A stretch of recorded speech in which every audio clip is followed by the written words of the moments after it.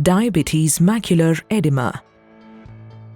The video describes the causes of diabetes-related vision loss and how to manage this condition.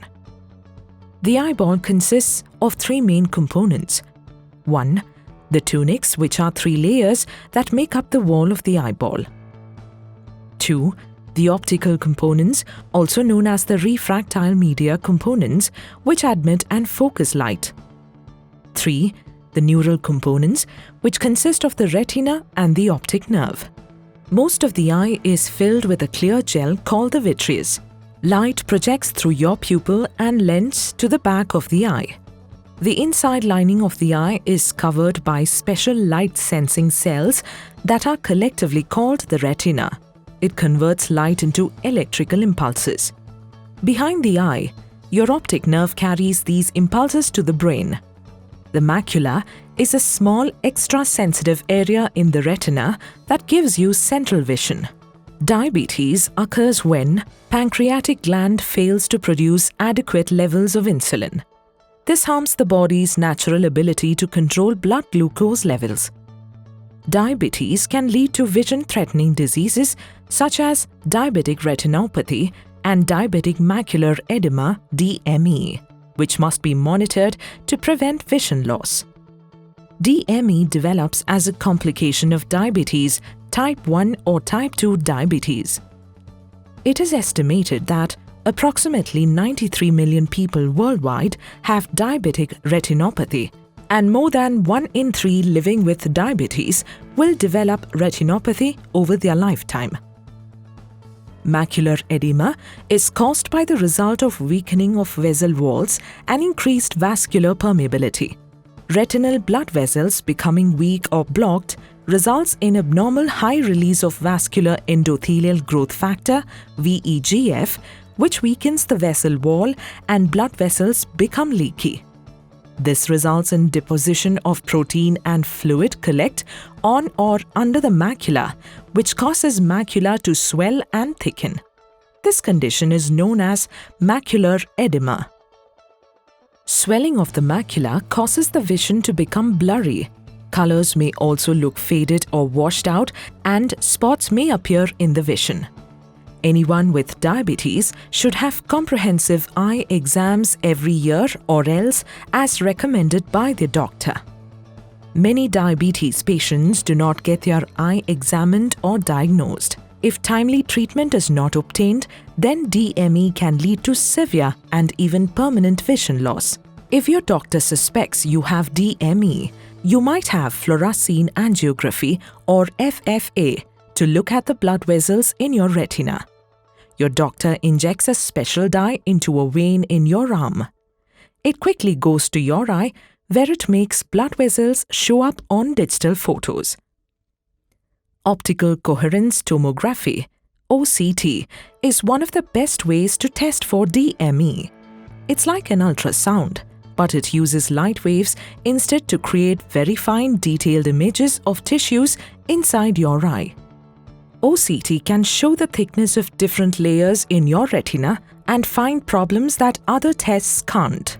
The risk of developing DME increases with duration of diabetes, as well as abnormal levels in blood glucose, blood pressure, and blood lipids. Other diabetes complications, kidney disease, cardiovascular diseases, smoking, obesity, and pregnancy may also increase your risk for DME. You can lower your risk by controlling any modifiable risk factors you may have. Managing your diabetes and, of course, getting comprehensive eye exams as often as your doctor determines. DME treatment options are: 1. Laser photocoagulation. 2. Corticosteroids. 3. Anti-VEGF injection therapy.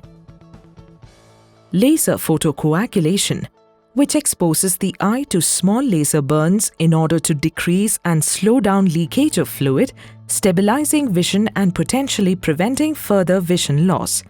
However, this treatment comes with the risk of scaring the retina and unlikely to improve vision. corticosteroids, which are received through intravitreal injection or by sustained release implants, can improve vision by interfering with the mechanisms that cause inflammation and damage to blood vessels. However, their benefits may be short-lived and comes with the risk of other eye complications such as cataracts or elevated intraocular pressure, which is a major risk factor for glaucoma. A major development in the treatment of vision loss in DME patients has been the introduction of anti-VEGF drugs. Abnormal high release of protein vascular endothelial growth factor (VEGF) in the retina, which weakens the vessel wall and blood vessels, becomes leaky, which causes macula to swell and thicken. The anti-VEGF drugs are designed to target and block VEGF. Lowering abnormal levels of VEGF reduces harmful effects on blood vessels. This decreased leakage of fluid reduces edema and can stabilize and even improve vision. Anti-VEGF treatment is received directly as an injection into the eye. There are three major responses to the anti-VEGF treatment. 1. Reduced vascular permeability, so that the vessel wall is not as penetrable and leakage of fluid is minimized or completely stopped. 2. Reduction in edema and decreased thickening of the macula and retina. 3. As a result, improvement in visual acuity. Because of its positive results for DME patients and lower risk for other eye complications, anti-VEGF therapy has become the preferred treatment for DME. After the treatment with anti-VEGF injection therapy, doctor will monitor your eye from time to time, that is, weekly or monthly, and depending upon your eye condition and vision improvement, your doctor will suggest you for how long treatment is needed.